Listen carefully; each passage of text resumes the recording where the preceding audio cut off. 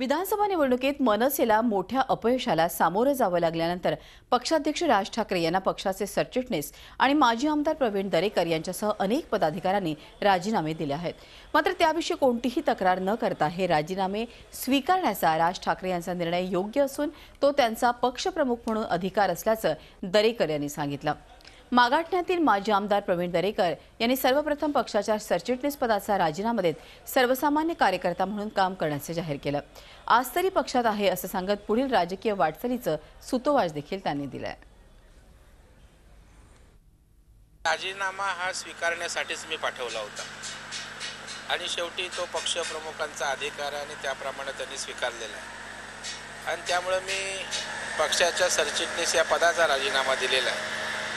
आज मी पक्षाचा कार्यकर्ता म्हणून काम करत आहे आणि यापुढेही पक्षप्रमुखांची इच्छा असेपर्यंत पक्षाचं काम करीत राहील। झी 24 तास रहा एक पाऊल पुढे।